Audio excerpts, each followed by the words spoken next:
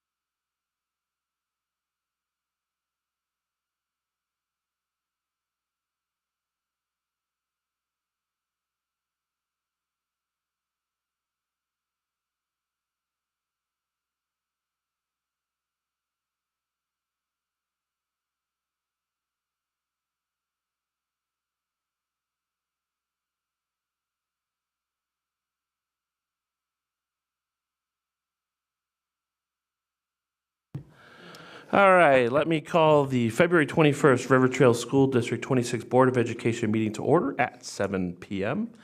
Could you all please rise and join me with the Pledge of Allegiance? There's a flag behind you. I pledge allegiance To the flag of the United States of America and to the republic for which it stands, one nation, under God, indivisible, with liberty and justice for all.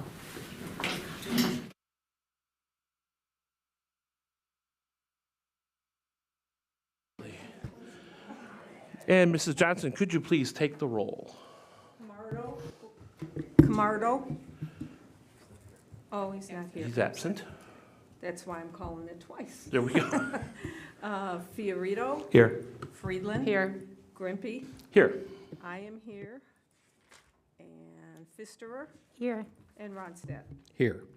We have a quorum. Okay, up first is the consent agenda. So I Is there any item in the consent agenda that a member would like to remove or further discuss, or is there any question of clarification?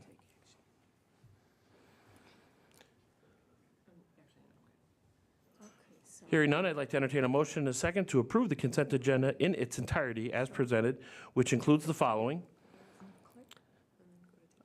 Board of Education minutes and closed session minutes from January 17th, 2023. Board of Education special meeting minutes and closed session minutes from February 7th, 2023. The personnel report, the actual payrolls, bills and checks, travel report, school calendar, and award the district copier contract to Marco. Equipment costs not to exceed $85,446 with a per copy cost of, how do you say that cents there? 0.0035 cents per black and white copy and 0.35 cents for color copy, with a cost guaranteed over 5 years, and award American Capital lease agreement at an interest rate of 5.011% and an annual cost including $195 documentation fee not to exceed $19,065, and finally a 5-year lease cost not to exceed $94,545. So moved. Moved by Fiorito, Second. second by Friedland.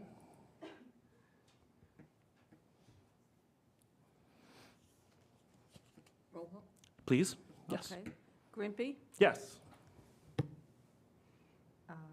Fisterer, Yes. Ronstadt, Yes. Friedland, Yes. Fiorito, Yes. and I vote yes. Motion carries. Can I say really quickly, congratulations to everyone who is putting in for a retirement on their journey to the end of their wonderful career. So we're both excited and sad. Thank you for that. Okay, next is RTEA comments. You have the floor, sir. On behalf of the RTA Executive Board and the entire membership, I'd like to extend my thanks to the Board of Education and the administration for our wonderful ongoing working relationship. I'd also like to extend a special thanks to Dr. Meggerly. Her and I meet all the time, and she's quite a pleasure to work with, and many a time we have very difficult topics that come up, and no matter what, we get through it. Thank you. Thank you. Next up is visitors' comments. At this time, I would like to recognize any members of the audience who approach the board with their comment or question by completing a visitor comment card. Please do note that the board and administration typically does not respond, and if you wish for a response, please provide your name and number or email for a member of the board or administration to get back to you. Speakers are encouraged to limit their time for others to participate, a 3-minute time limit per speaker, with an overall 60-minute maximum for visitor comments. Majority of the board can vote to extend times as deemed appropriate. Per our policy 2.230. I do have one visitor comment card. Mrs. Hudson, you have the floor.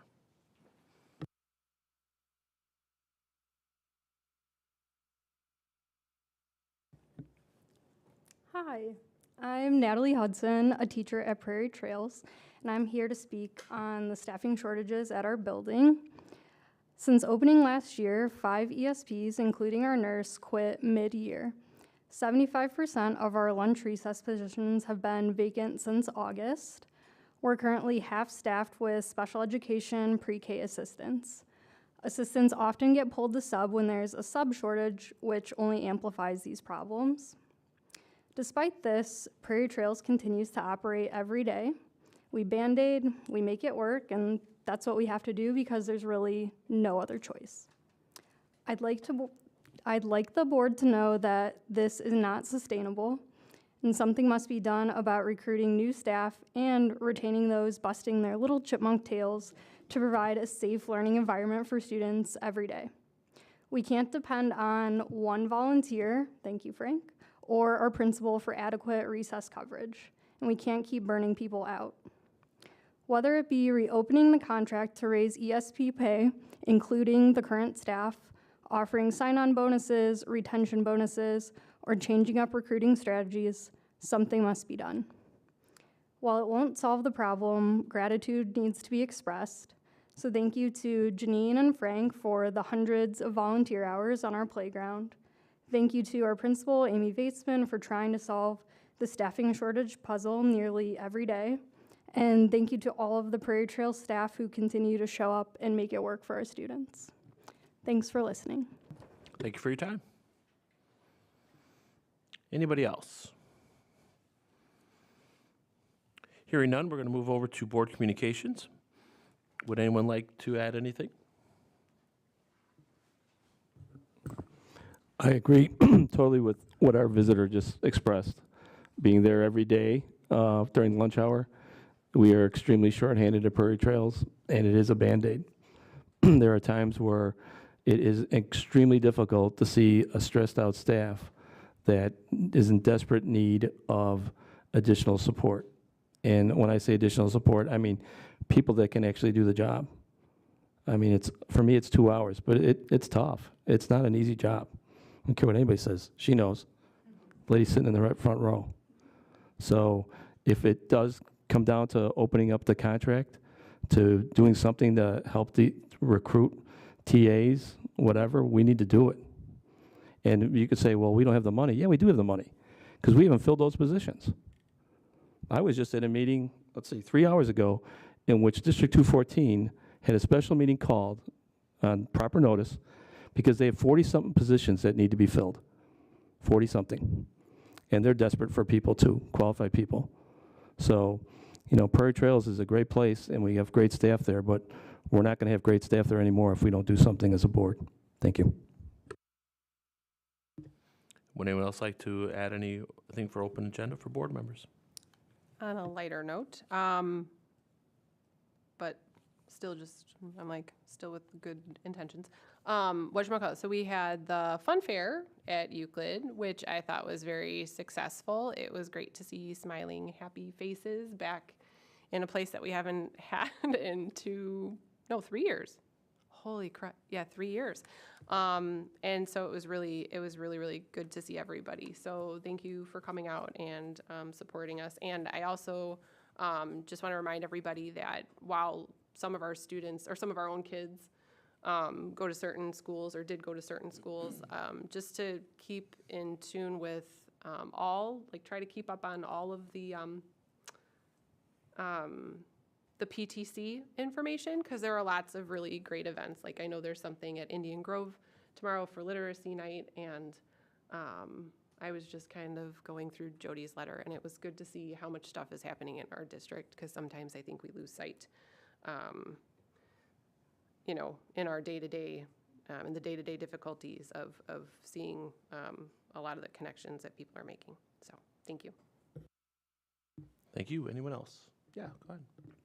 I just wanted to highlight, a couple weeks ago, the district put on a great internet safety presentation for parents, talking about students of all grade levels, what to do in the digital world. And if you didn't get a chance to go, they recorded it. It's under news and updates on the RTSD26.org website. It's called Internet Safety Presentation. And it's a great talk, and she has a newsletter you can subscribe to as well. So just wanted to point that out. Thank you. Thank you. Anyone else? Okay. Let's move on to district recognition. Dr. Megley, this is you. Okay, super excited to have Christy Sievert come up to recognize our ESP mentors. We have 2 of the most fabulous mentors here tonight. Oh, 3, hey, I didn't see you sneak in. So I'm going to kick it over to Christy. Thank you for this opportunity tonight. It's going to be much more exciting than my math presentation in just a short little bit. But we are thrilled to be here this evening with some superheroes that don't wear capes, and I say that most lovingly. Approximately 4 or 5 years ago, when we were doing our listening tours with our newer staff, we realized there was a real need for support of our teaching assistants and our non-certified staff, as we would refer to them in the district. So our teaching assistants, our secretaries, our custodians, and at that time, the Human Resources Director and I worked together to come up with a mentorship type of program where we could offer a small stipend to a good standing, strong ESP within our district at each building to really be a shadow, be a mentor to new staff as they were coming on. Never would I have dreamed it would grow into what these amazing women have made it today. So we have 4 wonderful people at each building. We have Melissa Casella at River Trails Middle School. We have Denise Cutler at Prairie Trails, Chris McLaughlin at Indian Grove, and Jean Holen, who I believe had a dentist appointment and was unable to join us tonight. I'm very sorry for her, over at Euclid. I meet with these ladies roughly once a month, and we just kind of touch base. How are things going? What do people need? And from there, they take it and they run. They sit with their staff. They listen. What do you need? What professional development do we need to bring in? We brought NSSEO in to talk about how we support behavior management with our students on the playground, in the classroom, how we support special education students. We brought our union in to say, teach us more about the contract, talking to our human resources department. You name it, these ladies have made it happen for their staffs completely and totally on their own, independent. They brainstorm, they troubleshoot. They are truly, absolutely amazing. We have had the greatest amount of turnover in our ESP staff over the last 3 years, even more so than in our classrooms. I truly do not know where we would be if it wasn't for these wonderful individuals in front of you. They are the shining stars of our district. I don't know how we would do it without them. So I want to take this moment to have Dr. Megerly and Mr. Grimpy thank them for their time, for their dedication to the district. As you said, Frank, it's a tough job, and they do it with a smile on their face, a song in their heart each and every day. So we'll start with that. Okay, Denise, come on up.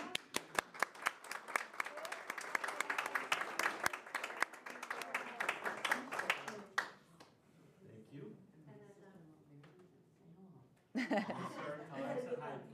I will. Thank you. Thank you very much. Thank you. To Miss Chris.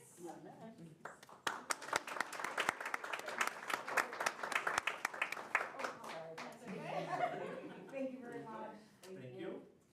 That was nice. Thank you. And Melissa.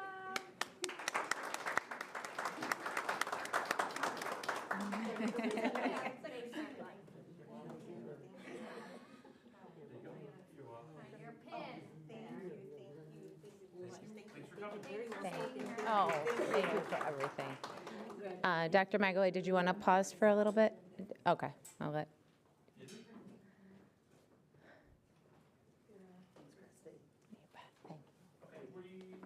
We're going to celebrate these ladies with a 5-minute break, and then we'll jump right back at 7:18.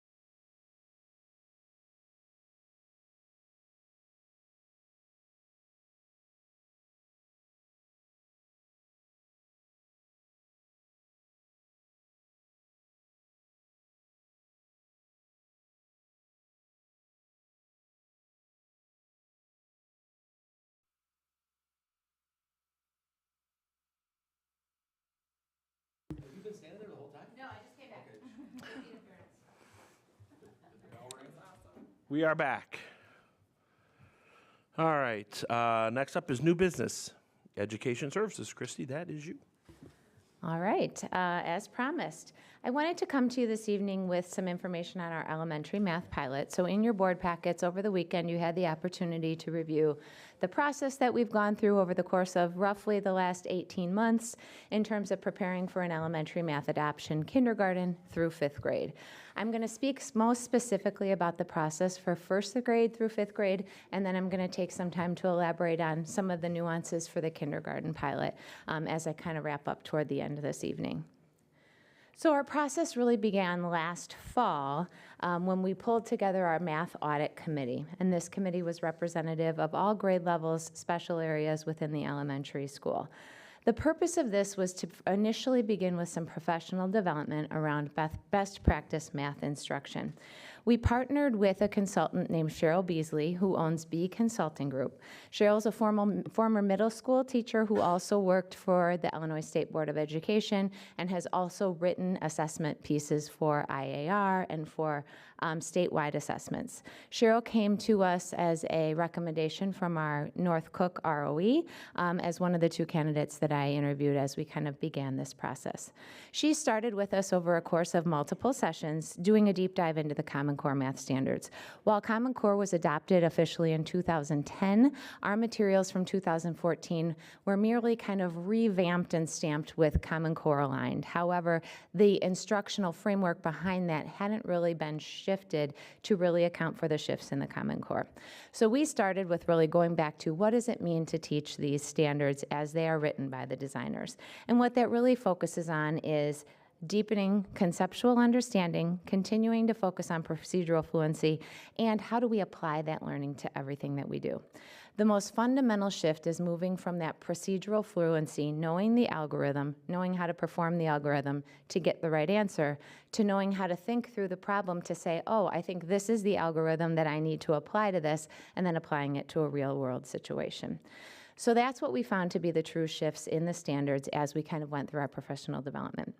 In this process, we developed some belief statements for our district that we believed math should be centered around, and those were listed for you in your memo. These belief statements were what guided the work that we did for the next 12 months. We started by evaluating our current math materials, which were adopted between 2014 and 2015 school years, to check for alignment. And what the committee found that while we had some strong materials, they were not necessarily meeting the demands of the standards. Teachers were doing a lot of supplemental instruction, which was causing some fragmentation from class to class, grade to grade, school to school. And this is something that we want to avoid when we want to provide a guaranteed and viable curriculum for all students within the district. So once we uncovered this and once we determined this, we felt like we really needed to do some digging into some new materials that were on the market to see if there was something that would better meet our needs. So in spring of 2022, just about a year ago, we began reviewing some materials in preparation to start a pilot this fall. We began that by creating, along with Cheryl, a textbook evaluation tool that aligned to not only our beliefs, but also best practices that were present in the research that we had done. From there, we narrowed sets of materials to 4 that we did final review on. We started with roughly 8 to 10 different curriculums. The representatives of our team met with representatives from the 4 different curriculums. We also reviewed samples, we reviewed the materials that were online, and we completed these textbook evaluations for the 4 different pieces of for the 4 different materials. We had narrowed it down to iReady Classroom, Eureka Squared, Into Math, and Bridges. You saw the results in the memo of where our evaluation took us last spring, and we had really narrowed down to, for 1st through 5th grade, we felt like the best materials to pilot were iReady and Eureka Squared. Now I'm going to pause for a second and focus in a little bit on Bridges. Our kindergarten teachers really liked the materials presented by Bridges. Bridges was originally something that was created for intervention services, so for students that were struggling, and they had created a core curriculum approximately 4 years ago. Bridges is founded on foundation is an 80-minute instructional block. And it's also very hands-on, very strong in building number sense. This is excellent for young learners. This is excellent for a kindergarten environment. It's very difficult for students in first, second, third, fourth grade in order to have that 80-minute block. So that was one of the main reasons that our other teachers did not want to pilot this. However, our kindergarten teachers were passionate about trying out Bridges. So we were able to start a small-scale pilot already last spring in kindergarten with the Bridges materials, just to get to learn a little bit more about them. I'm going to come back to that in just a little bit. So once we had our materials narrowed down, we prepared to begin our pilot this fall. We started with some training, or we started with identifying our team. There was an application that went out to all teachers in the elementary school. They completed an application, and then the administrators in the buildings helped me narrow that down to 1 teacher per grade level per building. So we had cohorts of teachers across buildings. In addition, we had special education represented, as well as accelerated or ACE teachers represented. This summer, we held some additional professional development for the members that were identified for the team, and we finally, in the end of the summer, brought in our first publisher to do some training on the iReady materials, which is what we launched in the fall. We started off our year, August through roughly November, piloting iReady. We had a second training for iReady in the end of September, and our teachers were able to collaborate on Thursday mornings approximately twice a month. We also had virtual check-ins with iReady if teachers needed to on Thursday mornings, where they could pop into a virtual call and they could ask questions. We wrapped up that initial pilot roughly between Thanksgiving and winter break, and we began to prepare for our second pilot, which was Eureka Squared. Our team was trained on Eureka Squared in October, so prior to ending the iReady pilot. This virtual training offered them the opportunity to get comfortable with the scope and sequence, and also to work with their grade level partners to determine the best time to transition over into the second set of materials. Again, Eureka offered Thursday morning virtual check-ins for our teachers to provide additional professional development, ask any questions that they might have.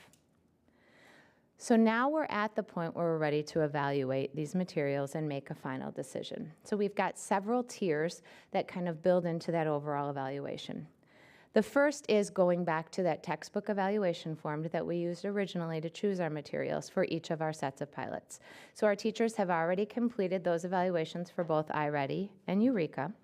In addition to that, we have surveyed our 3rd through 5th grade students. I put a sample in there of our student survey for you to see. And finally, I have met one-on-one with each of the teachers to ask a specific set of questions just to get their individual input on the 2 pilots, over the course of the last several weeks. Where we need to go now is really to sit down and to analyze all that data to come before the board with a final recommendation. So I've asked the team for volunteers who would really like to dig into this. This is stressful for some, and some are very passionate about it, and they really want to finish this up, and they really want to sit and dig into that data. So on March 1st, we will be pulling a representative team, kindergarten through 5th grade, to dig through all of that data and to bring a final recommendation to the board in March.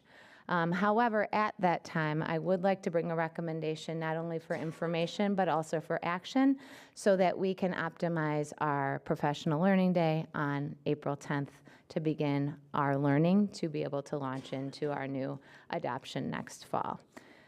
The last piece that I put into your memo for today was some example costs from the 2 publishers. You'll see that I asked for a 3-year and a 6-year contract. I know that the history of the district with my predecessor, Dr. Silverman, he has worked with both 3 and 6-year contracts. Obviously, prices are rather high, so I did want to look at both avenues for that. You'll see that the 6-year contracts are very similar in cost between the 2 publishers in front of you. The one piece missing from the cost estimate for Eureka is their professional development. I have learned since their professional development is $3,900 a day, which I'm estimating will cost us between $12,000 and $16,000 in that first year. So when you add that to the Eureka quote, you're sitting at roughly $164,000 for that 3-year, which is almost exactly where iReady is, which is somewhat ironic. And then the last thing that I wanted to focus on was kindergarten. So in sitting with, we've had many opportunities now for multiple kindergarten teachers to pilot both Bridges and iReady. We're in an interesting place with that because Bridges is bringing out a new revision of their curriculum in fall of 2024. So if the kindergarten team feels like Bridges is the way to go, we're going to need to figure out what does next year look like for them as we prepare for that in 2024. However, iReady has recently made some very significant updates to their current curriculum, and the teachers are loving that. So I think they really need to sit down at the table and figure out what they think best meets the needs of their students. So I did have kindergarten included in the Eureka quote so that you could kind of see an apples to apples comparison, same grade levels, but knowing that we would pull that Eureka piece off and go with likely Bridges if Eureka were recommended for 1st through 5th grade, because kindergarten did not pilot Eureka. So that is my presentation for you this evening. Any questions or any information you would like me to add and bring in March? Before we get into questions, I know we don't have a lot of teachers sitting around with nothing to do, so thank your team for Yes. taking the time out of their schedule to dive into this. Yeah, It's they're- obviously very much appreciated. They're fantastic. Thank you. I will pass that along. I do. What, it kind of stinks to ask this, but how's the alignment to testing, and or what kind of results do you see from a testing perspective? You know, 'cause ultimately that's by the state and Sure. is what we're judged by. So are there some projections as to what we should expect in terms of improving test scores? Absolutely, for in the long run as we implement. It's very hard to look at short-term test gains. So like looking at November, December's MAP scores isn't really indicative necessarily of what we saw with the pilot because it just isn't enough time. However, we know that the IAR is aligned to the standard, the Common Core standards, which are there, which our goal is to seek curriculum materials that are aligned to those standards. So that is the whole intention in this, is really finding those materials that are going to help support that. Okay, obviously implementation of the curriculum makes a big difference, but do either of these solutions or any of them have better results or better outcomes than kind of, because there's data out there from other Right. districts? So we have benchmarked with other districts who are having some strong success, especially in the differentiated pieces of them. Prospect Heights District 23 is a current user of iReady, and they have some very strong growth on the IAR assessment, very similar district to ours. Both are rated the highest rating on Ed Reports, which is where we really go to look at, you know, how well these meet our needs and how well they meet the demands of the testing. I would have to dig specifically into other districts to see what their test scores look like, but I would want to find similar demographics in doing so. Okay, thank you. Anybody else? Yeah, I Yes. just have one item. Since I'm the veteran board member, it used to be that it took about 3 years when you did a curriculum change, a whole textbook thing for everybody to kind of gel and get on board. Does that still hold true nowadays? Your first year, yeah. So in the first year, you're really looking at working your way through those materials, learning the materials, being able to present them with fidelity. In year 2, we call it implement 2 year, right? You start to tweak a little bit, you refine your assessments. By year 3, you should be rolling, right? And then by year 5, you're auditing again. So yeah, I would say at least 2 years. We have done some preliminary professional development with all of our staff this year to try to start shifting that learning curve already. But yeah, it is going to take us a couple years to fully implement. Anybody else? Okay, thank you. Nice job. All right, thank you. Business Services, Dr. Schuster, you are up. Okay, we have the Grand Prairie Transit contract. We have contracted with Grand Prairie for the last 10 school years. They have given us an addendum to their contract for the period of July 1st, 2023 through June 30th, 2024. The increase to the rate, which would be each route, is 13.5% per year. There's been a nationwide driver shortage and mechanic shortage, so they are looking at increasing their bus driver wages by 13% and the mechanic wages by 15%. Their liability insurance has also increased by 9%. Bus purchases are a 20% increase, and parts, which are difficult to find, are a 20 to 25% increase. So that's the reason that they're giving us that increase for next year. Now, they have been working with us, and they've worked with us many years to investigate efficiencies. So even though the per route change is 13.5%, our overall increase would not be as great. So they have found a way to reduce the number of our buses from 11 to 10, which is really a 9% savings. So that kind of brings it down to the 4.5% raise. And this includes, since getting back to where we were in fiscal year 2020, which means they're able to absorb the kindergarten at Prairie Trails as well as a wheelchair rider that we have added. And that's the plan for next year.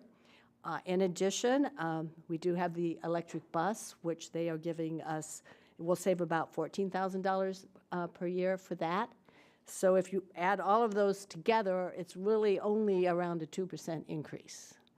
But it's the cost per route, which covers the buses and the bus drivers and all of that, that's increasing by the 13.5%. We've also, there is a law in the state of Illinois, it's a new law, that we need to pay our transportation contractors for their employees at their regular daily rate with benefits. Anytime we have an e-learning day that doesn't get made up at the end of the year, and they have agreed that they will send us certified payrolls so we can check that that is all accurate to be in compliance with that law. It's another thing. We have also, we've looked at, what's going on at other school districts. I mean, we have a really excellent relationship with Grand Prairie. They've been able to run all of our routes without, other districts have had to combine routes and do a lot of different things like that, but they've been able to run our routes safely and keep them staffed, even with the shortage of bus drivers. I had put a comparison in with other school districts with similar price increases for next year. So I did ask for financials. They are a private company. As of this point, I'm not able to get them. I'm still pursuing that, but I don't have anything for this meeting. So I'm recommending that we approve the addendum, which means a single through a quadruple regular route is $197.31. A quintuple regular route, which we do not do, it goes up once you have 5. Like, if the bus goes to the middle school and then to Euclid, that's a double route. So that's kind of how they calculate that. Quintuple route is $223.20. The route for our district-owned electric bus is $157.58. Midday double route, which does the preschool, is $186. A midday short route, $101.46. And the charter field trip, we do have a 2-hour minimum, is $68.60. Anybody have any questions? Yeah, so I kind of brought this topic up and sent some individual messages to members of the board. I have a lot of concerns about, and first of all, I want to really thank you for pulling all this data together. This really helps to, see the picture and all the things that's going on and find a balanced, get the information we need to make a decision here. I will say that there's a couple things that are especially concerning that, looking at all this information, we've had 2 years now of really high increases, 18% last year and 13.5% this year. I really appreciate the work on the routes to get that down to control those costs, the electric bus. There's been a lot of efficiencies that have really helped to get this contained. But I do see a couple things. First of all, on the chart, we are on the highest end for the cost per route, at least on the districts you surveyed. That's only for the one single route. We never run one single route. We run double, triple, quadruple routes. So you could compare like District 25's double tier, $187 to ours at $173.84. That's this year's prices. Or 63's double tier to ours at $173.84. Okay, so help me understand what those are. A single tier is a what? Single tier means you run to the middle school and that's it. We never do that. We run to the middle school, we run to the to the elementary schools, over to Prairie Trails. We might do an orchestra run, which would be, Okay, so or we might do an activity run after school. okay, so you go to the middle school and then you go to Prairie Trails, picking up and dropping off kids. That's a a double tier route? Yeah, that would be a double tier. Okay, and then if you add like the activity bus, that's a Triple tier, right. Okay. So are we running? We run between double and quadruples, so 2 to 4 stops for each bus. Okay, are we one of the only districts doing more than 2 stops? We may be. I don't see them listing that, but if you compare our 2 tiers to what the other districts show here, we're, definitely Okay, and these aren't competitive. And it's hard to be comparable too, because it could be different distances. Yep. And different things going on. Okay, and then are these compounding prices? So for each route, it just gets added? So like if we do a double tier, is it $173 or is it $173 times 2? No, $173. That's a morning route. It costs the same thing for an afternoon double route. But Okay. yeah, it doesn't compound, no. Okay, well then It stays flat. I then appreciate certainly some of the data collection on the single and double tier routes, but it's hard to compare when although the pricing looks like there's some kind of escalator to it. I don't understand why Park Ridge would pay less for running to 2 schools. I think they may have just completed it. That's probably, you probably have to add the 159 and the 7948. Okay, so I guess from an increase over the past couple of years, were we behind that much from other districts, or? Yeah, there were some districts that were getting, really major increases, even starting a couple years ago, so. Where? I'm Well, there's some that are at 6%, 7%, 5.5% when we were Yeah, but holding around 3 or 4. I'm only seeing just a couple. There's one there, District 28 had a 37.58% increase in fiscal year '21.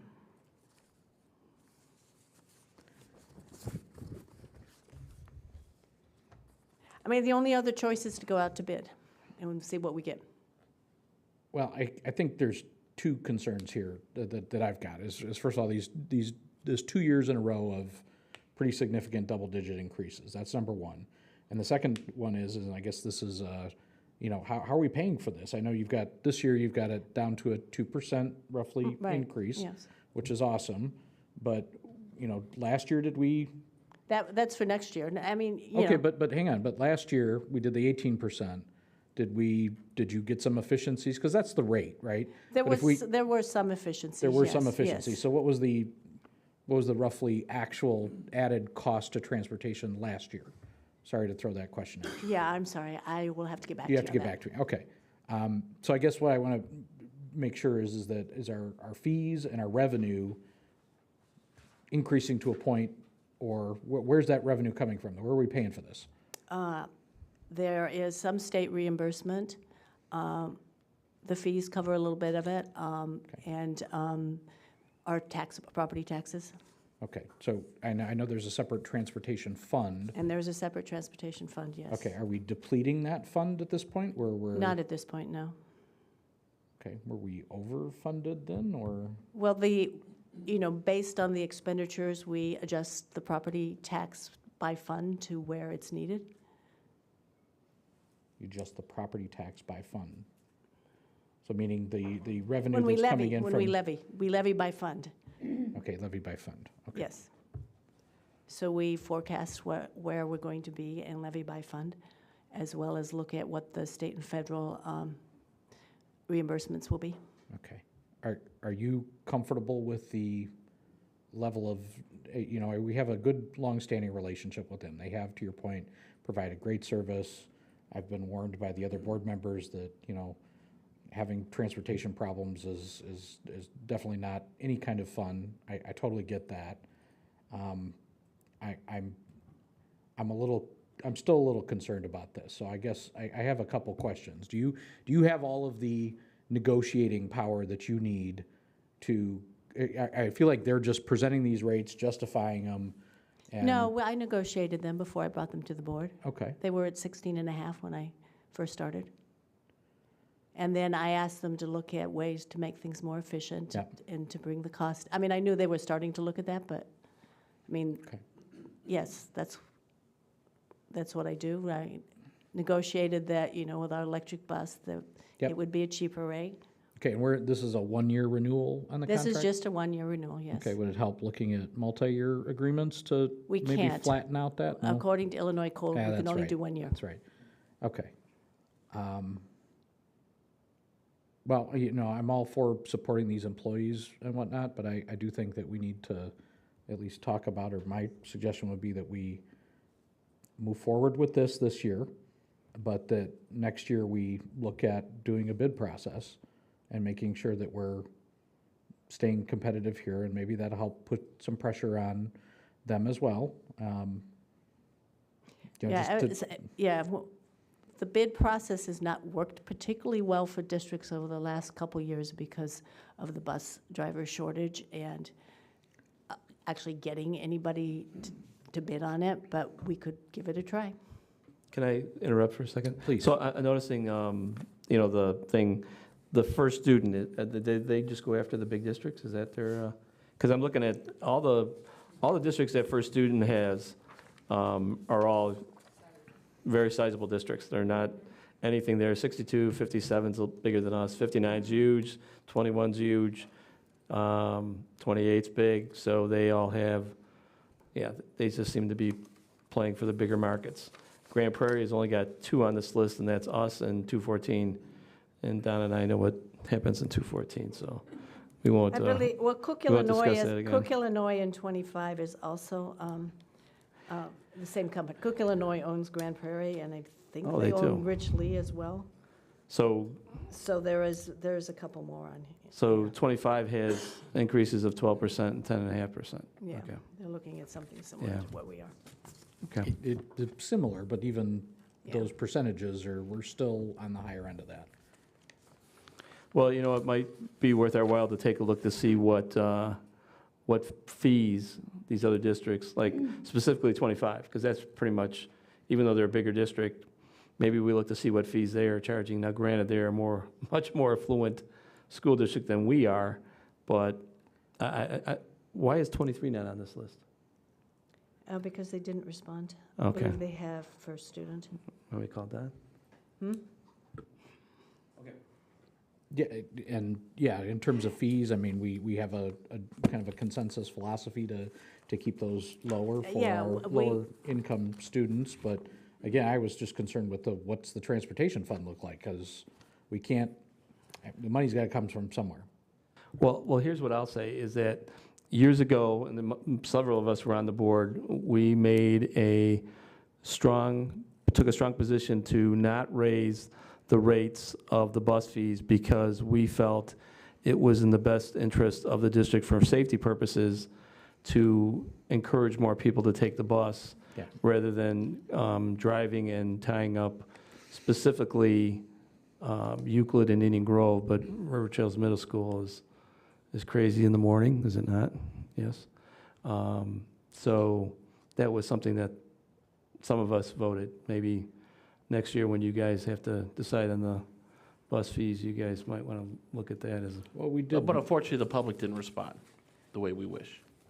Enrollment didn't increase you're right, dramatically. you're right, Bill, it wasn't our fault, we can't, Oh, no, it wasn't. You're right. right, yeah, I mean, it was a valiant effort, but unfortunately, we didn't get the response we had hoped. yep, you're right. Anything else? Timing-wise for next year, I think we voted on student fees like in November.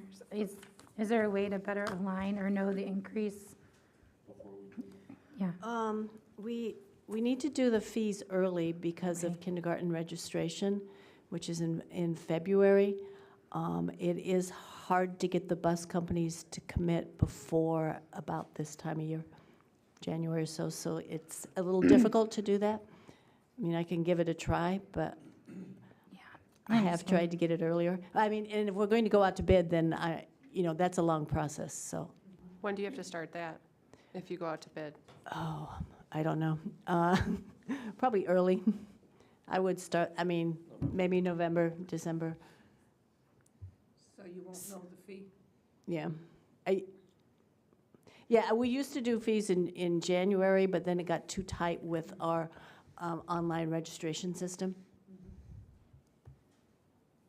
I feel like the hardest part about these increases, besides for the fact that, you know, we tried to be supportive during the pandemic and continued to pay what we were asked and took our increases and stuff like that, it just seems like everything just rolls through to us, that all of the increases. I mean, as a business,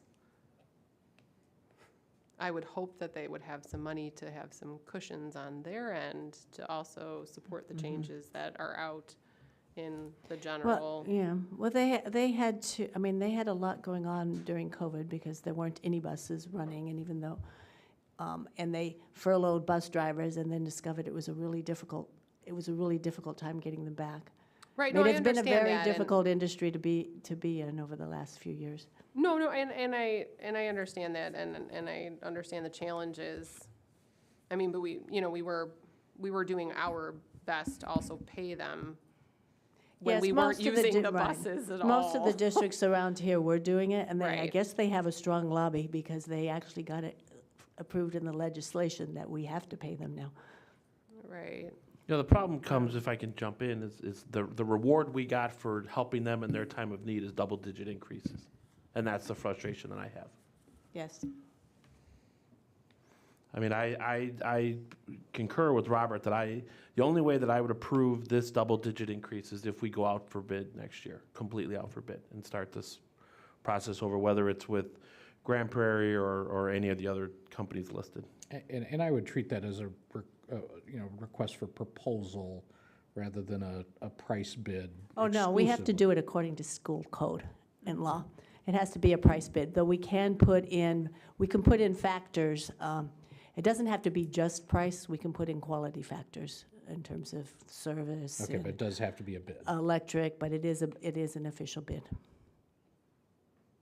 You know, while I can applaud that they've taken a look at our routes and done what they can to make them as most efficient as possible, I would assume that's the base level for any bus service. Why wouldn't any of these other companies do the exact same thing? I mean, I thank them for what they've done, but that's what I would expect any of the bus services we do, whether we stay with them or not. They could, or I mean, we did add kindergarten and a wheelchair. They can, just give us say it's another bus route because they don't have a way to make it work. Yeah, but they charge on a per route basis. Yes, because they have to pay for the drivers and the bus. Okay, but I'm not talking about the per route. I mean, that's understood. If we add a bus, we're gonna pay more, but the percentage increases here are where I'm taking an issue here.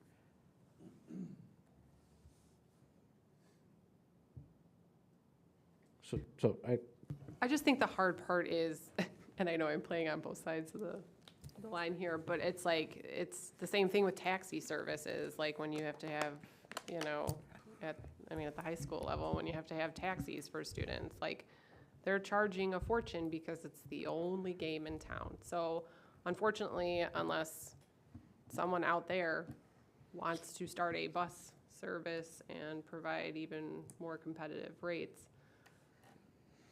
it is really hard. And while I would love to compare us to some of these other districts, I mean, sometimes it's just that they have, 100 bus routes and we have not 100 bus routes. So, 11.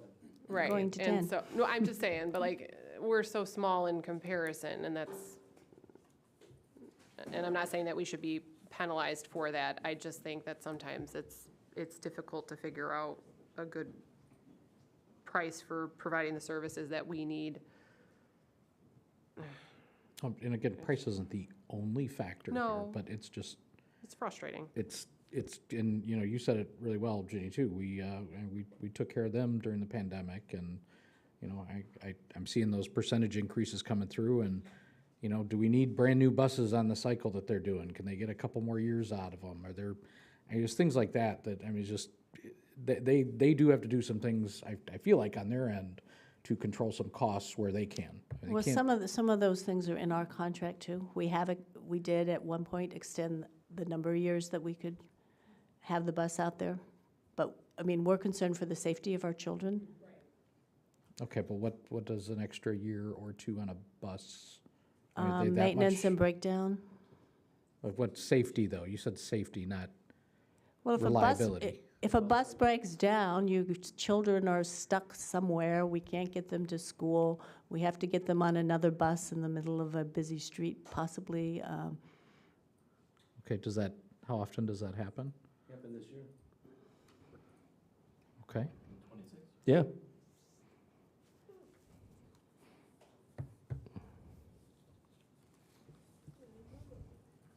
I'm going to throw something out here. Again, being the veteran board member, there Please. was a time when we owned our own fleet and we took care of everything. Is that something that when we go out to bid, we can also look into what it is, what it would cost to, When we were doing that, it was more expensive because of what we were paying, because of our salaries and benefits. And you're talking, a bus company can keep them employed more on a full-time basis because they have other bus routes and things they can put them on, whereas, we've got them going early in the morning and coming back at late in the afternoon, maybe a field trip. okay. And I did find, and the liability too, because of the, some of the bus drivers that we had. Well, I understand that. That's why I said, And then, so we have to find, we don't, we need to fill our teacher assistant positions. In lunchroom positions, we add bus on, we have to fill bus driver positions then too. Yeah, I'm not sure that. Well, that's why I just threw it out Yeah, there. okay. It's something to consider. But for a small school district without the resources and, then there's all this, the safety training and the driver's training and everything. It really makes more sense to have it outsourced. Okay, so based on the negotiating that's been done, the timing, we don't have much of a choice to do anything now other than to kind of take this increase. So I guess the question. We discussed it at the last board meeting. There would have been time at that point. That was the other option that was out there. Okay, so I guess the question I'll put to my fellow board members is that, do we ask that this be passed with a stipulation that we go out to bid, or not? Well, I think the direction we would give Lyndall is if at least four of us agree, is that for the, excuse me, the 2024-25 school year, we would go out to bid? Yeah, it would be for that school year. Because yes. this covers the 23-24. Yes, correct. So first of all, our direction, I don't know how many, we could do a show of hands. How many people would like to go out for bid at the next opportunity? I'm not voting because I'm not here. But you're on the board. Yeah, you Still not here. But you're on the board now. Yeah, well, I'm not voting. So you're gonna, all right. Abstain, no. They have every right to do it. Who's, yeah, that was yes? 4. 1, 2, 3? That was 4. Okay. So our poll would be, we would like you to go out for bid for next year, for the next, a year from now. Does anybody have any other comments or questions before we bring this to a vote? Thank you, Lyndall, for doing all of this work. Again, I know that you kind of get squished between, as our liaison. I know that that's your position, but I just want to say thank you for bringing this all in and doing all of the research. Yeah, I'll reiterate my thanks, Lyndall, as well. I know I ask a lot of tough questions, but that's. Our much appre- frustrations aren't directed towards you Yeah. personally. Yeah, It's it's, the news you have to relay Yes. that we don't like. you're the messenger here. Hey, I'm the money Yes. person. If you spend money, people don't like it. And thank you for encouraging them to be creative and come up with different solutions.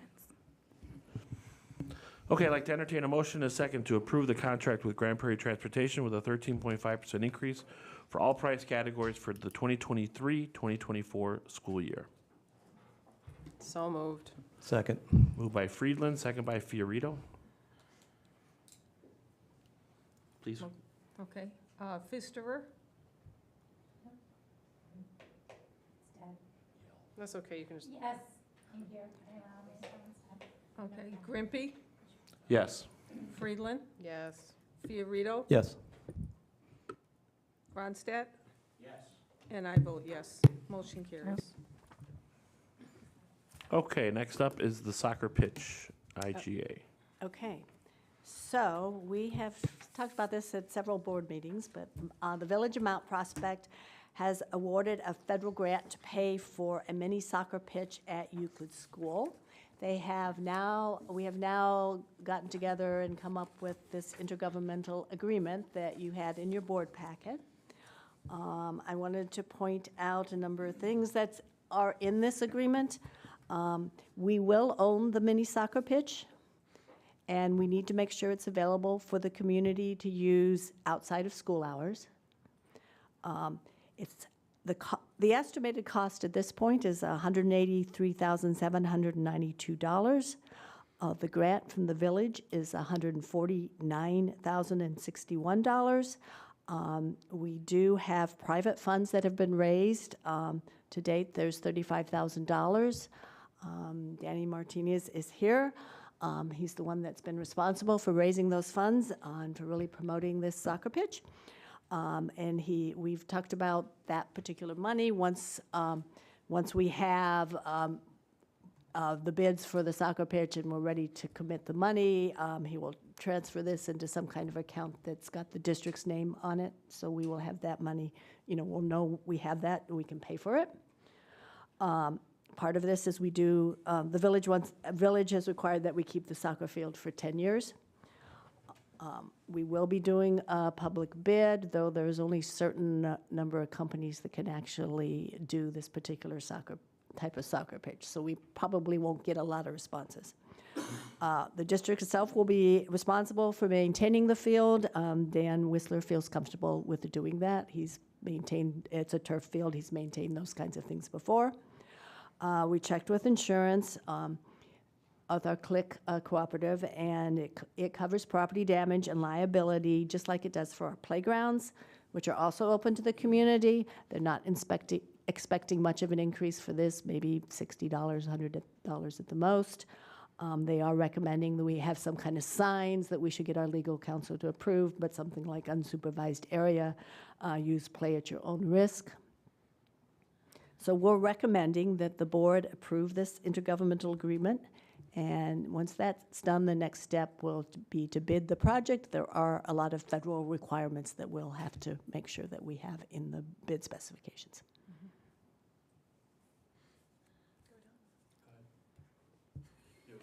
Oh, no, I did. The only question that I have is whether we're talking about our roofs or our heating, HVAC. We always kind of know what the shelf life is. Do we know that the shelf Yeah, life of it's- these fields will be 10 years? Yes, Okay. yes. I wouldn't want it to be 8 and then No, be stuck. no, we checked into that, yes. Okay. Please. Okay, so the checking account, is it going to require 2 signatures? I didn't, no offense, Danny, but We haven't quite worked that out, but I mean, we'll spend the money right away, and then he's trying to raise some more money to pay for any maintenance as well. But the first amount of money will go to buying it. So we will work out those details. okay, and I have one more thing. I think that with some of the things that have been happening on part of our district, I think this type of opportunity to keep our kids and young adults busy is a great opportunity to help. And I think that the work that Danny and Karen and others have done, I think this is a golden opportunity for our district, and I hope that board members will see the same. Thank you. Anybody else? Yeah, I do now have one question.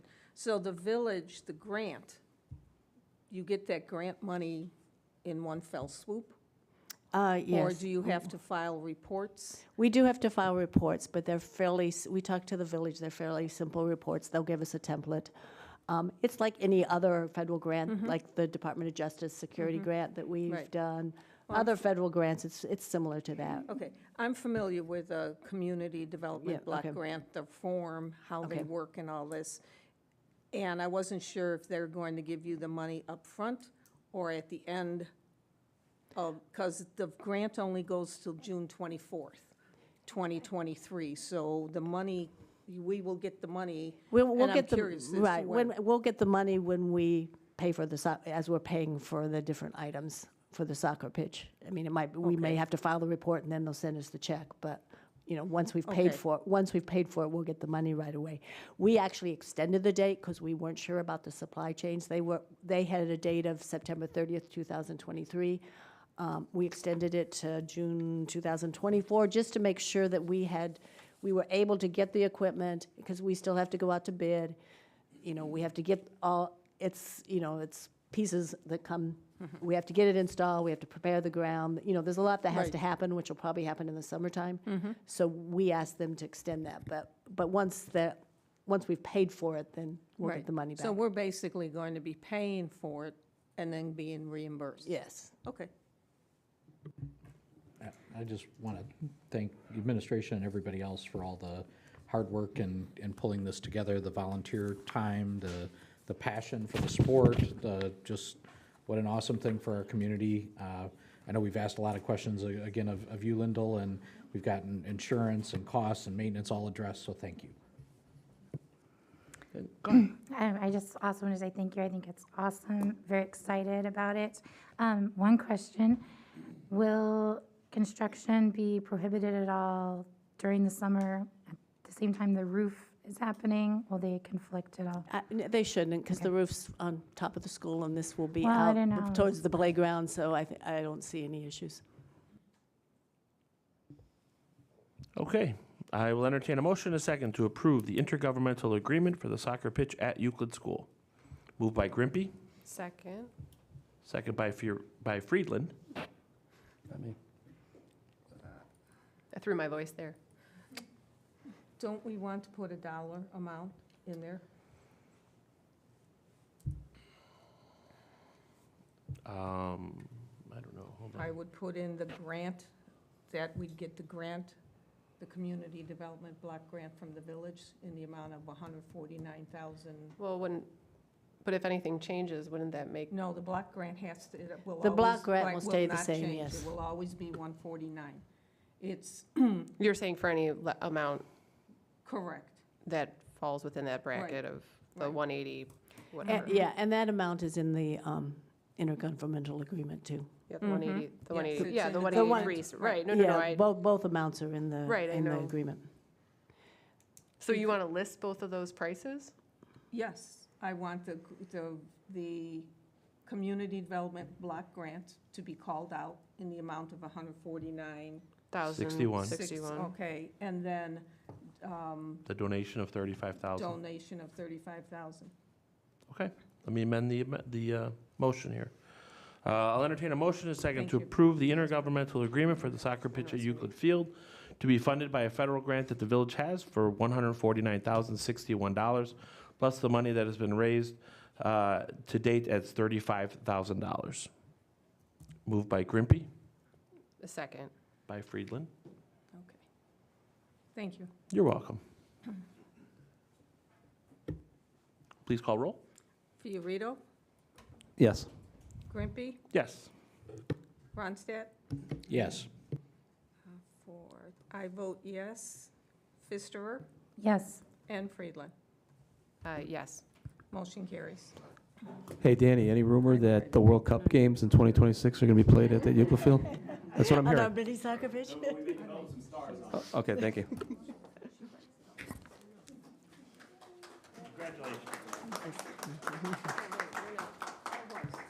Okay, next up is the E-rate equipment. This is for information only, and will be in our consent agenda for our next meeting. Okay. So we have a 10 gigabyte per second bandwidth network, and in order to make that work as well as it should, we need to upgrade some of the things on the network, primarily switches and the equipment. So we are using our E-rate funds, and we have put out for some quotes with E-rate, and E-rate will pay for approximately 50% of the cost. We had, I I believe, 6 companies that quoted us for the items that are listed in your board packet. As I said, they're mostly switches. And we are recommending that we purchase the network switches and additional components from E2 Services in the amount of $64,027.69. This will come out of the 2024 technology budget. And this is for information. It will come back as an action item in the consent agenda at the March meeting. Does anybody have any questions on this? Yeah, I'm just kind of curious. So when you redo all these switches and everything, put the new ones in, and then we start remodeling, are we still going to be able to use what we're buying right now? Yes, the switches all go here at the middle school, and right now our remodeling at the middle school isn't scheduled for another 10 years, and they won't last that long anyway, so. Okay. Well, I just want to make sure. And we would be able to work around them if they were, whatever equipment we do have, we'll be able to keep the equipment and work around it as well. Good question. Anybody else? Okay, and that'll be in our consent agenda at our next meeting. Next is reviewing 2023-2024 staffing plans. This is Okay. a discussion topic. So I think at the last meeting, you approved to start working on the budget, which we actually started with the tax levy, but the next step, our biggest expense is staff. So that's the first thing we start to look at. We look at where we think enrollment is going next year. Now, we don't have any actual numbers other than, kids that we currently have. Kindergarten is especially estimated, but we look at that and the numbers at each school and kind of get an idea of the number of sections we need per grade. And then over the next few months, we monitor it carefully as we get actual registrations and make adjustments. So what you're seeing here is our first draft of the staffing plan. It may change, particularly where it comes to enrollments. I highlighted a couple different areas that we're monitoring closely for either additional or less sections. Then besides that, we also look at programmatic changes that we believe we might need. That was on the second page of what we showed you, what we gave you in your board packet. So some of the recommendations, this year we added an interventionist to Prairie Trail School. It was at least half funded by our ESSER grant. There has been some major progress in reading this year, and we think that interventionist has made a big difference. If you look at the fall to winter compared to the year before, there was just much more progress made this year. So we're recommending that we keep that interventionist. It's not an additional staff member. We would just keep it, but we would come out of district funds. The second one is we have a bilingual preschool. This year, it has one section at 7 students. The teacher in the afternoon then served the bilingual kindergarten students. So for next year, because we have more multilingual students than just Spanish speaking, we're recommending that we not continue the bilingual preschool, and that can be handled by our ECDEC program. And we instead have a full-time multilingual teacher. So we wouldn't have a half-time bilingual or a half-time preschool. We'd have one multilingual teacher, which is not an increase either. It's a reuse of resources. In addition to that, Euclid, we added a social worker this year because they have a number of kids with social emotional needs, and that has been continuing through this year, and we believe that we need to keep that person for the next school year. It was funded by a grant. It's not an additional person. It's keeping somebody that we currently have. On the other side, we... Sorry, will it continue to be paid by a grant? No. It would be paid out of district funds. We have... During COVID, we added a permanent substitute because of all of the absences and everything going on. We are recommending not continuing that permanent substitute to just go out for normal kinds of substitute requirements. That is the certified staff changes. And then you will see at a future meeting, we would like to bring a recommendation.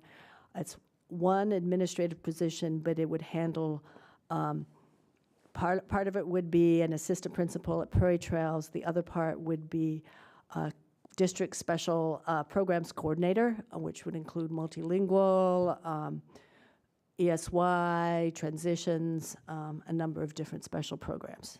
So you will see more information on that at a future meeting with a job description and a recommendation. I have a question. Yes. So the social worker at Euclid that was paid for by a grant that will now be paid for by the district, why wouldn't that count as an addition since we're now, as a district, responsible to pay for them? It's not adding a head I mean, count, it's not but adding you're a head. I adding was to the just showing the payroll. head count, but that's why I Okay. indicated we would Okay. be needing extra funds to pay for that position next So, year. okay, so the numbers are just head count only? Yes. Okay, The numbers are head count only. gotcha, thank you. And we are also actually projecting that we'll return 2 students from an outside the district program into our own self-contained program, so there would be some offsetting savings there for that. I had a question about the permanent substitute. Yes. I mean, are we having issues finding, are we having any issues finding substitutes currently? So I know we want to save head count, but does that permanent substitute help us not have to fight in the mix of districts also trying to get substitutes? I don't know. I mean, we are struggling to fill spots, but even with the permanent sub, the one position is not fixing the problem. So, when we look at budgeting, when we've had these budgeting meetings, we kind of build from, resource allocation, the ground up, and looking at the cost benefit. So, we figure for what we're paying for that position, it's not reaping the benefit that we were after to continue. So would you look to raise the wage for the substitute teacher, or how do you offset having one person guaranteed with trying to find that person? Are other districts paying more for subs? Would we have to raise our rate? We'll take a look at that while we're doing our budgeting and possibly bring a recommendation for an increase in substitute pay. I mean, we have multiplied our sub pool significantly, I would say, in the last year and a half, 2 years. So we are in much better shape. But, I mean, we have pretty good fill rates, except for a couple of weeks in the winter, some of these long weeks. Anybody else? Yeah, I have a question for Jody and Christy. I've been hearing from Districts 21 and 214 about the increasing number of intakes into their district. You know what intake is? New students? Yes, new students. And the new students are coming from Russia, Ukraine, Oh, yeah. other countries, and the numbers are just going through the roof. So doing our projections, do we think that we are going to be in a position where intakes are going to be coming into our district in large numbers like they are in 21 and 214? We've been having those conversations probably for 2 or 3 months when some of these districts got students overnight. And so, the long and the short of it is they don't know when and where they're going to show up, but they have a lot of resources in place now. North Cook Service Center has a whole guidebook.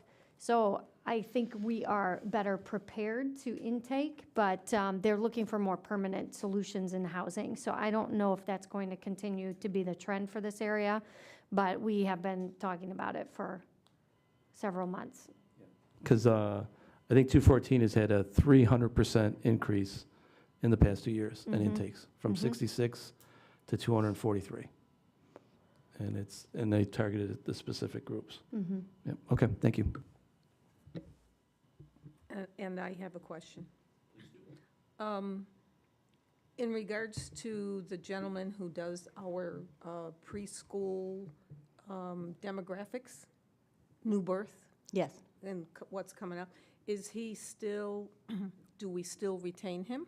Yes, and he is working on an update right now. An update, okay. And when he gets the update, then it will be presented to the Yes. board? Yes. Okay, we do that about every 5 years? Or 3? Well, he updates it for new births about every year. Okay, It's not as an extensive of an Right. update, like every 5 years or so, we do a more extensive update. okay. So is this next one going to be an extensive one? No, it's No, just it's the. just an update. Yeah, just an Okay, update based on the got it. births. Okay, thank you. Anybody else? I did see that, and I thought to myself how in past we had a very different projection of the COFR report or whatever it is, COFR. So I could use a little bit There, of. COVID happened and enrollment across the nation dropped. Okay. I could use a punch of confidence that this is still the right person or organization doing our projections. But COVID, yes. Anybody else? All right, let's move on to the Euclid roofing bid. This is an action item. We'll have 2 motions on this. Okay. So we brought the roofing bid to the last board meeting. This is for Euclid. It includes a new parapet roof extension because of the increased roof installation. It's a new SEBS roofing system, which includes insulation, air and vapor barriers, et cetera. The roof will actually have a 30-year warranty, where typically it is a 20-year warranty.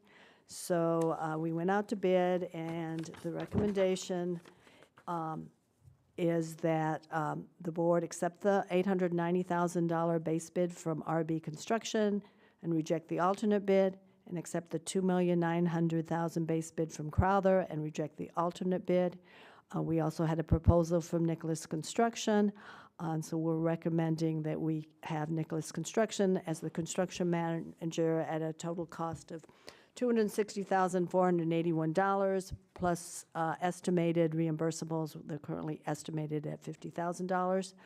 We did negotiate that down from 4.5% to 4%, and they continued to give us a $10,000 discount because of the QZAB loan that we did, which was a qualified zone bond that we did quite a few years ago, but they're continuing to honor that contribution every time we do a project. Anybody have any questions?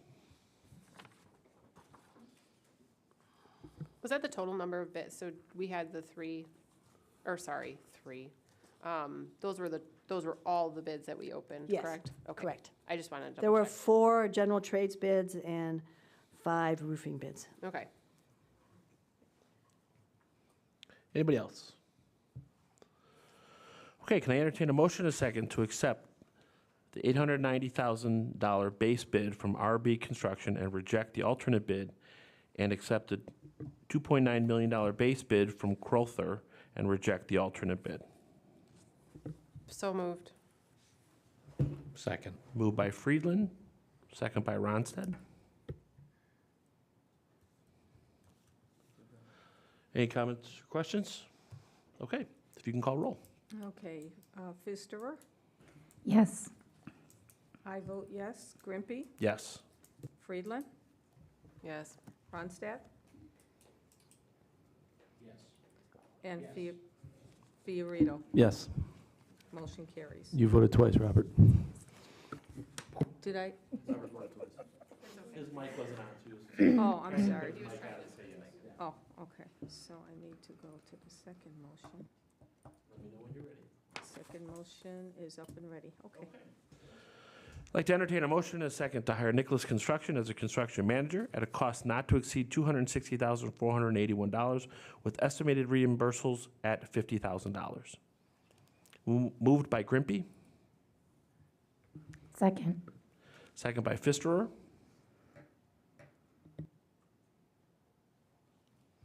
He's got Any to comments ask or questions? comments or questions. Okay, Donna, could you please call roll? Okay, Pfisterer, Yes. Grimpy, Yes. I vote yes. Ronstadt, Yes. Friedland, Yes. And Fiorito. Yes. Motion carries. And I just want to say thank you, Lyndall, for working with them to get some of this pricing adjustment and to try to also have them lower their bid price that they put out to us. So, all those coupons. yes, I do want to say, like, I know we need a roof, but why do they have to be so expensive? I don't know. It's because we're replacing all of the roofs, not in sections. And it's really big. We covered it at the previous meetings. They're on YouTube. You can watch them. It's just still fascinating. All right, the preliminary fiscal year 2024 budget assumptions. Is this you still? This is me still? Okay. You need water? You okay? You gonna take it? I got You one. gonna stretch or anything? Okay, this is just our first look.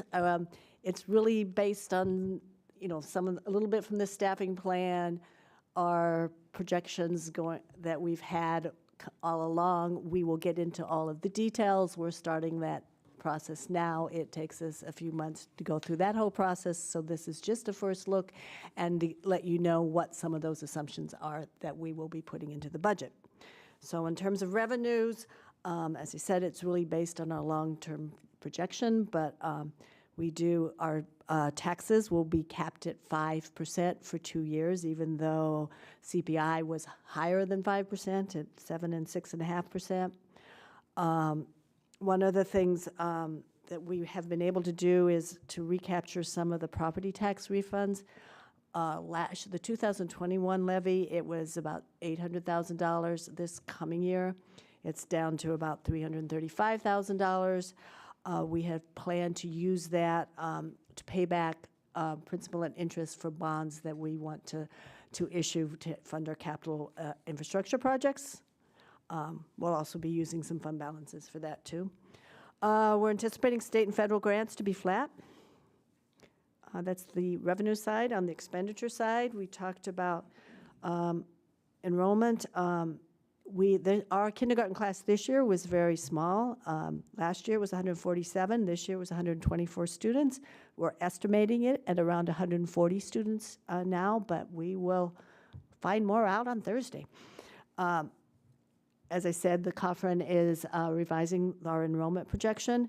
So because the kindergarten class was less than anticipated, and the last couple years have been less than anticipated, our enrollment has decreased. So we've factored that into the staffing and what we will need for the next year. Salaries and benefits are based on our 2022 to 2026 negotiated contract. We've already gone over the staffing. Some of the other key items, I'm just going to highlight a few things. You heard about the elementary math adoption today. That will be a major expense. They are looking at potentially at updating some of the middle school math materials. And then there will be a refresh on a number of other materials that we have, but no major adoptions. Professional development, we're going to continue with equity, collaborative communities, student-centered coaching, and priority standards and aligned common assessments.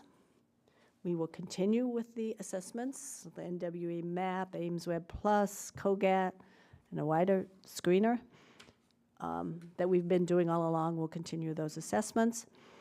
For the actual learning environment, we're going to be focusing on the middle school for a furniture replacement, which would come out of the capital budget. We're looking at probably doing the middle school LRC and piloting some classrooms for this next year.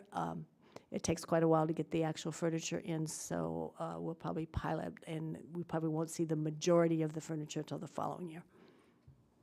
On the technology end, we continue to be very technologically oriented with a number of different subscriptions, Schoology, Seesaw, Nearpod.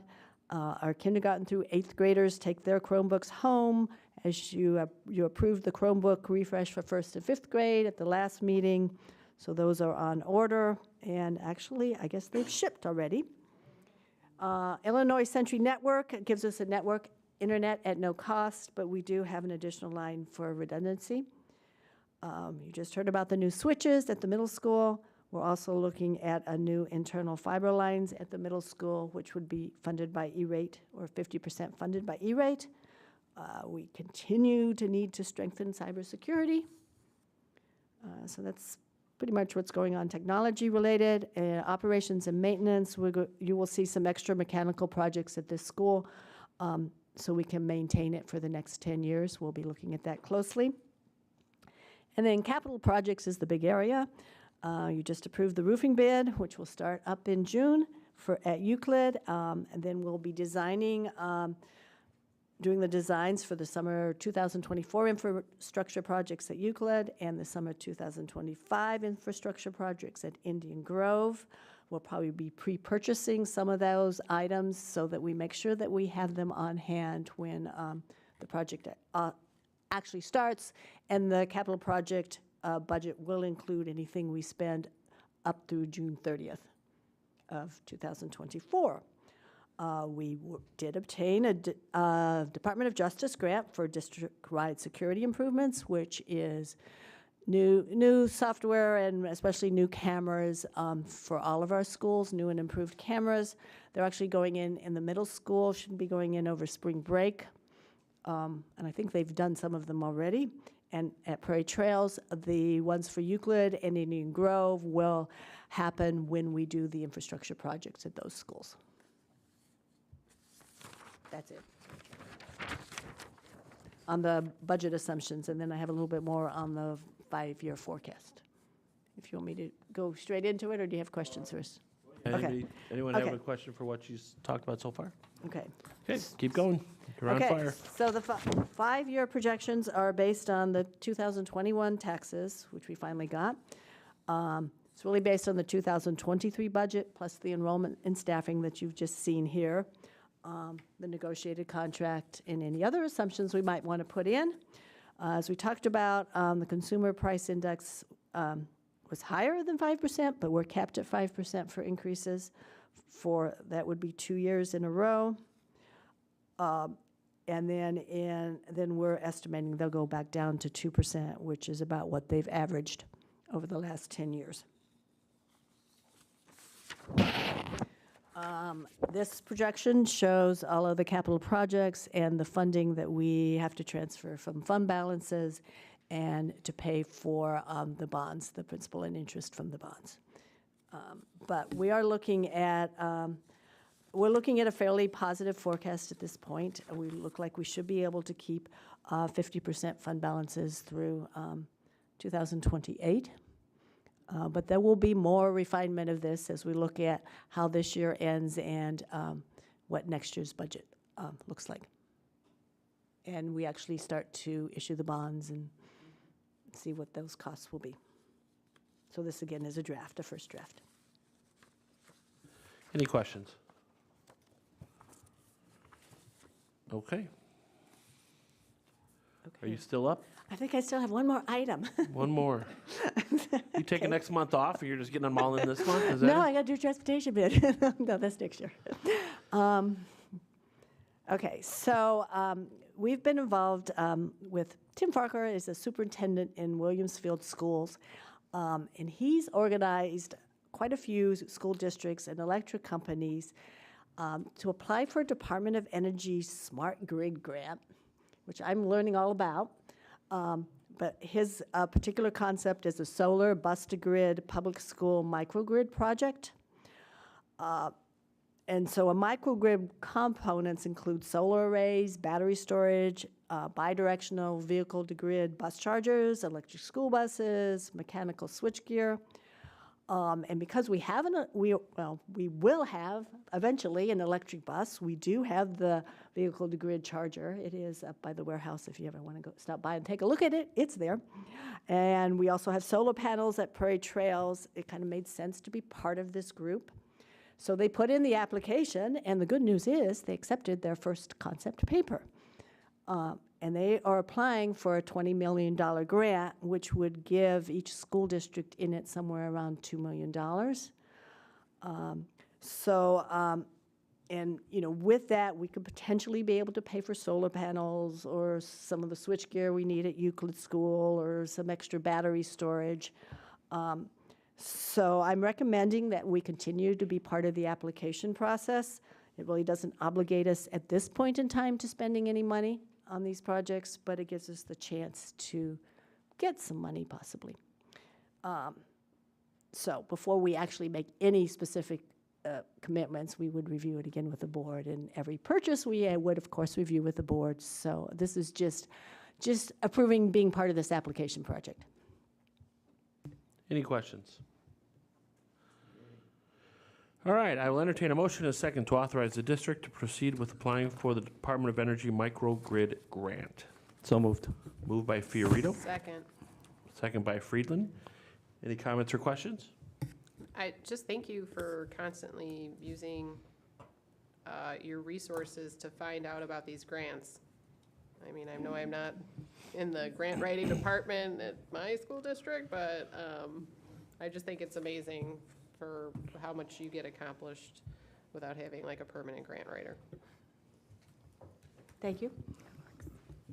Donna, could you please call roll? Sure. Pfisterer, Yes. Friedland, Yes. Grimpy, Yes. Fiorito. Yes. I vote yes, and Ronstadt. Yes. Motion carries. All right, Dr. Schuster, take a breather. Well, I actually have some information on this next one if Robert wants me to talk about, because we had a finance meeting this afternoon, but I'll let you go ahead first, eh? Committee reports, NSSEO report. Mr. Ron said you are our representative. Yep, so two big things going on. Should have a decision on a new superintendent shortly. I'm going to spare any details, but watch your inboxes. Second thing is there have been a lot of discussions lately about the facilities, and really, thank Lyndall and all of the member district business managers, the administration, and NSSEO really kind of putting their heads together to work on, process and discussions to, really put together what is probably one of the first real long-term facility plans like we have for our facilities, where NSSEO for years has just been kind of just addressing life safety kind of stuff, but is starting to look at a lot of the things that we're looking at. So Lyndall, why don't you go ahead? Yeah, we talked about it this afternoon, and their recommendation, which they'll take to their board, is that they put aside $20,000 out of the money that they would normally refund to the school districts this year to do a 10-year life safety study. They have an architect. They've already gotten a estimate for that. And then they would return to the districts any unspent money this year, but spend the year doing that 10-year plan, figuring out how much they need, how that will play out among the districts, how they will, because they get the money first and then they spend it. I assume they can't really borrow money. So then they will put together a plan of how that will happen, and we would start to pay for that next school year, so we can budget for it too. Yeah, it's they've done the 10-year life safety plan. This is actually like a facilities needs assessment that we're talking about doing. Oh, yeah, it's not that, it's Yeah. a facility, it's a 10-year facilities plan. Like, we did more than just the life safety the last time we did it, so it's a, Okay. mechanical. Okay, I don't know if I mechanical. heard the 10-year part, but. That's what they were It was talking just, about. it was a yes. facilities assessment is what I They understood. were talking about a 10-year facilities plan. Okay. Yeah, and to your, just to give you a little bit of background, NSSEO is, because it is a, I always forget this word. What? Cooperative, yes, thank you. They are not a taxing body. They cannot issue bonds. So they operate basically on the tuition that they receive.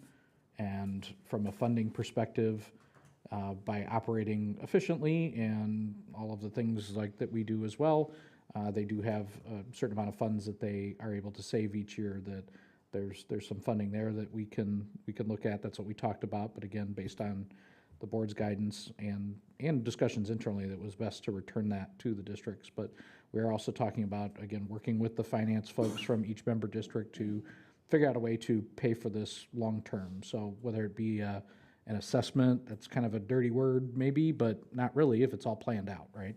If all the business managers know, what needs to be done and we can build a funding plan on a long-term basis, then they'll be fine. So really good progress going there. Well, and I just want to say for like NSSEO, I don't know if using like that assessment piece is really a bad word, because these are students that they require services in safe facilities, and I know, ours too, but like these are our students. Yep. So, Well, we would be responsible for putting money toward Yeah, maintaining no, all I meant facilities. is that was, I know. and no, honestly, that was coming more from NSSEO's administration, that was. Really? They were really proud that they had never done an assessment, and when I say assessment, I mean when they ask for money from the Additional districts. funds, right, yeah, no, Yeah, I know. and that's awesome, because they've scrimped and really operated lean over the years, because, traditionally, special ed's been underfunded. But, it's high resource as well. It's intense. But I think that there's certainly support amongst the other member districts to and it really kind of comes at a good time talking about equity and inclusion as well. That, like you said, that was something that came up as well. So all good stuff. I appreciate all of your support as well. So thank you. Nice update. Thank you. All right, next up is the Policy Committee. Mrs. Friedland, you are our chair. I am. And so we met on, oh my goodness, what was the actual day that we met on? Look, I can't even remember my schedule. Nope, it wasn't yesterday. Couple weeks ago. Yeah, it was a couple weeks ago, to discuss actually a new policy that was drafted. So hopefully everyone had a chance to read it and to go through it. But this is on the video surveillance systems. So Linda was just talking about how we're having new systems put into place. Yes, thank you. Put into place. Well, I didn't know about over spring break, but that's good that this is all out there now for people to read. And it more talks about just how these cameras are going to be used, what is a district purpose, what isn't, who can request information, who cannot, and making sure that our staff obviously feels comfortable that this was not going to be used as some type of validation for evaluations and things like that. So we wanted to make sure that our staff is comfortable and that our students, that we have that good balance between safety and maintaining privacy. Just obviously a big note, these won't be in any locations that would affect privacy, just like any other public facility. They won't be by bathrooms or anything else. So I do want to say that internally, I know Jody is working with Matt just to finalize the administrative processes piece, because we wanted to make sure that we had information about, how long are these stored. And granted, this falls outside of the policy, but how long this information going to be stored? Is it accessible? Is it secure? And items like that. So if people have any questions, or does anyone have any questions? Or did I miss anything? Please help me, Donna. As part of that committee, the other big thing is there will be signs on the doors that tell people that they will be under video surveillance, that the cameras are working all the time.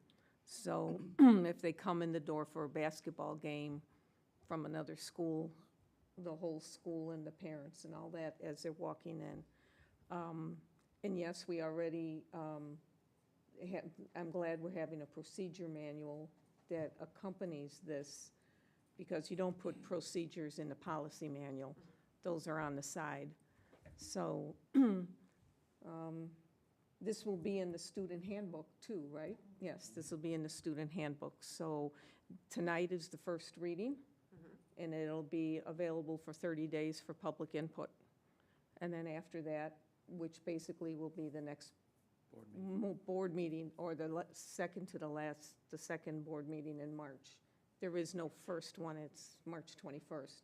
It should be on the consent agenda. Okay. Thank you. I still need a little guidance here and there. Does anybody have any questions about it, though, or concerns? Nope. Awesome. Well, I just want to say thank you because this was literally written from scratch. We found out that, oddly enough, there are not many school districts that have any type of video surveillance system policy, which was both eye-opening and a little bit disturbing. So just thank you to Jody and everyone else. Legal. Oh, yes, and it was approved by legal. But thank you, Patty, and everyone else who took the time to develop this language and to be so thorough. So I appreciate it. So I have a dumb question, but. No question is a dumb question. Well, and I guess this is selfish because it's affecting me. For the motion, is this literal that I have to do the first reading of the entire policy? No. Okay. Not to take those words I literal. think it's just to post it for reading, correct? Okay. Just wanted to be sure. It says to publish. Yeah, because it's not actually being approved tonight. Correct. Yes. It's just approving the first reading of it. That's why I didn't know if it was a literal direction or not. You are not going to need to read the entire policy. I'd be happy to, but we'd put everybody to sleep. And is this policy draft on the internet, on the web for, okay, so people don't have to come into the building to see it? Okay. Okay, can I entertain a motion in a second to approve the first reading of the new policy for subset 155 video surveillance systems? So moved. Moved by Friedland, Second. second by Fiorito. Any questions or comments? Donna, could you please take roll? Okay, Fiorito, Yes. Friedland, Yes. Grimpy, Yes. I vote yes, Pfisterer, Yes. and Ronstadt. Yes. Motion carries. All right, moving right along here. We have the President's Report. Upcoming events, kindergarten registration at Prairie Trails is on the 23rd from 4 to 8 p.m. On Friday is Pack the Place here at River Trails Middle School. And the community engagement meeting on the 7th of March has been canceled, and it is now a Public Relations Committee meeting where we will discuss the future of our community engagement. So any board members welcome to come. Actually, it's open to the public as well. And then finally, our next meeting is on the 21st of March, board meeting at 7 o'clock, room 27. And see the district calendar for any specific school events. Dr. Megley, you're up with the superintendent's report. Okay, so ironically, I have two things that I am reporting out on that have already been mentioned tonight. The first one is that I wanted to thank the RTEA. They come up every month and thank the board and the administration for the positive working relationship, and I have yet to return the sentiment. And so I wanted to do that. And for the record, I had that written down before Bob said anything tonight. So, we worked through the impact bargaining and some of the things, and working with Mr. Kastner has been very efficient and very easy. So I appreciate that positive working relationship as well. The other piece was just a staffing update and the posted positions that we have right now on our website. Because at first glance, it definitely looks like there are a lot listed right now. Some of the things that we have ongoing, and I'm not really sure if this is a good thing, but it's always up, are sub positions, lunchroom subs, food service subs, and just regular subs. So those postings are up all the time, and maybe that's a problem that it's up all the time. So it's not new. So we have basically 5 sub positions posted right now. One that we had difficulty filling was a social worker maternity leave, which we anticipated probably having some difficulty filling that for the short-term leave. We have summer positions posted already. We're at that point in the school year that, and Matt is an overachiever, so he's already got his tech summer spots posted. Lunch recess monitors. There are 4 of those. And I feel like in most of my time here in River Trails, that has been just a difficult spot to fill because of the time of day, because of the length. It does appear that parents like to fill those. However, if they have young children, it's not easy to get out of the house for 3 hours to come and do that spot. So in my mind, I'm thinking there's got to be a better way to fill those, but we haven't even started talking about that yet. Even with the 4 positions posted, I believe Mr. Timmons at Indian Grove said this is the most that he's been staffed for his lunchroom supervisors. So again, since I've been here, I think that has been probably, I know we've had shortages in other areas, but that has been one of the most difficult, I believe, to fill. And some other bigger positions, we have a nurse posting right now at Prairie Trails. We have a data systems coordinator position open. And for the most of this year and maybe last year, we have a Malayalam EL teacher posted for Indian Grove. So there are certain number of students with home languages that trigger the need for EL support in that language. So we've had some applicants, but either they don't speak Malayalam, they're bilingual but not the right language, or they don't have a teaching certificate or a bilingual teaching certificate. So that has probably been the hardest spot to fill, but we have it posted and we are looking for someone to fill that.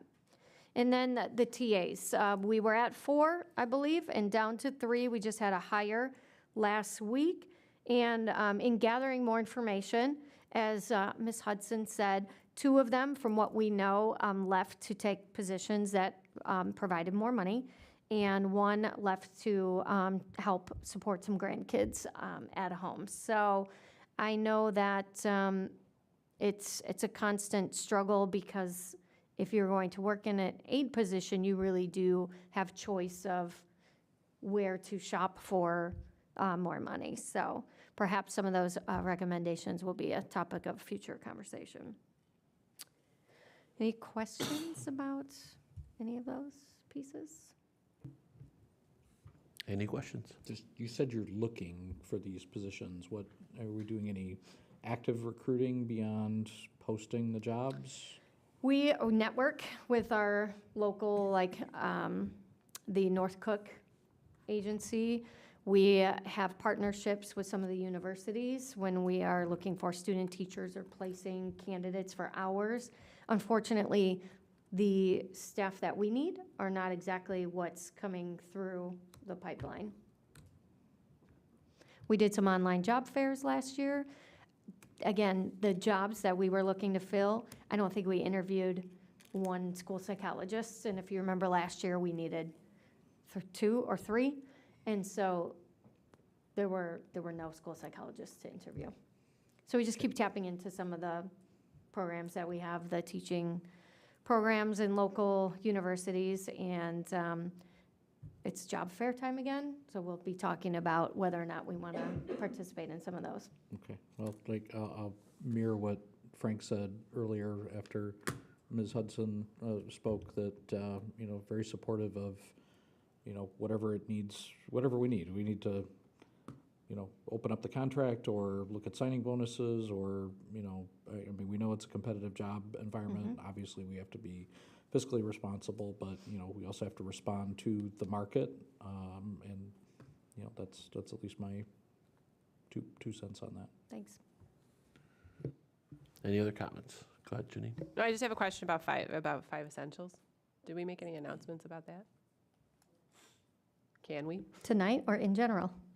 I know there's been a lot of comment about it in emails and, you know, your note that went out, your quarterly newsletter and stuff like that, but just to stress the importance of our community completing the 5 essential survey so that we can get more information. And we are very close. I actually did the math on exactly the number of families that we would need per school, and we're not that far off. I mean, literally less than 10 for Indian Grove and Prairie Trails, I think, and maybe around 20 for River Trails Middle School. But, you know, you guys know me. I talk about feedback. I've put out, I made my staff and administration put out 360 surveys. This is a really good opportunity for the community to weigh in on various aspects of our school. the best part about hitting that 20% is that we actually get a report, and their reports are good.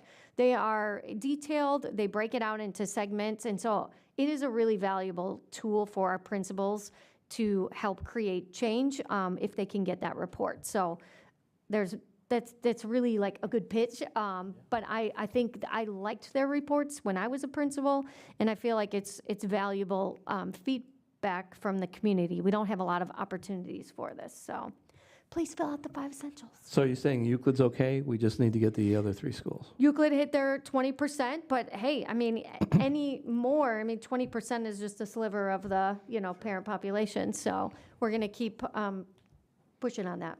Okay. And it really doesn't take long. I know this is probably not the audience, this is probably not the amount of Yes. people that I'm going to get through this avenue, but it does not take long, and so tell your friends. But yeah, we have other avenues in which conferences. to. We have conferences coming up in March too, and so those in-person opportunities when parents are already in the buildings, that will be the last push because the deadline is March 31st. Mm-hmm.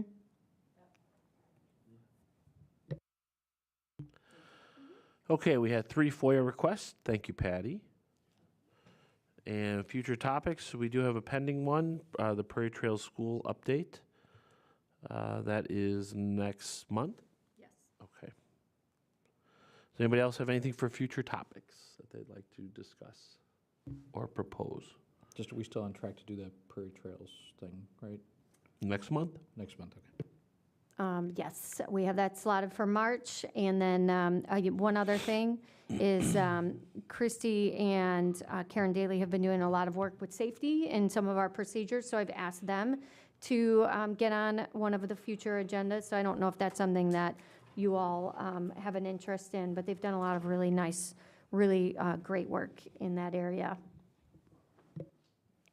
And this might be for like way future topics, but I'm curious to see what the feedback has been about moving to the block schedule at the middle school. And we kind of touched on this a little bit. You brought up,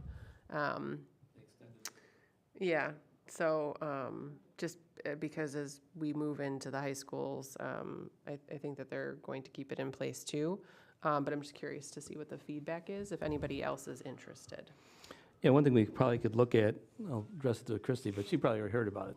So what they presented at the 214 meeting last time was the math and how they were going to use the study halls to help out the most neediest of kids in the math area, besides the block schedule class that they already have.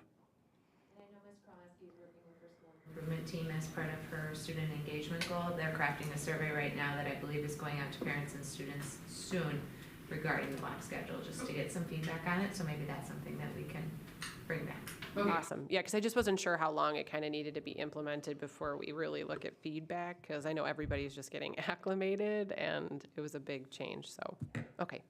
Okay, awesome. Anybody else? Anything for future topics? Okay, then I'll entertain a motion in a second to go into closed session for the matters of personnel and students at 8:57 p.m. So moved. Second.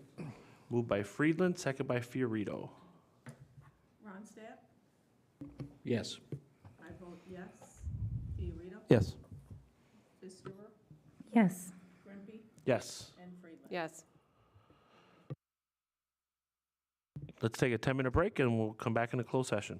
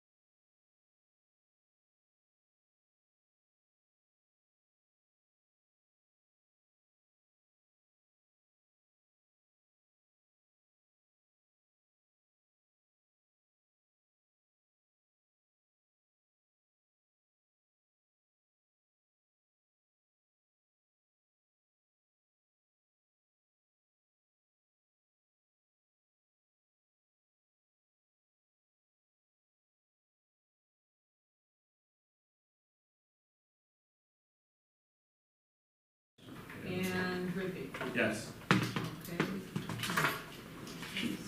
All right, then we need to entertain a motion and a second to resume in open session at 10:08. Hang on 1 second. Motion. And I'll second. Okay.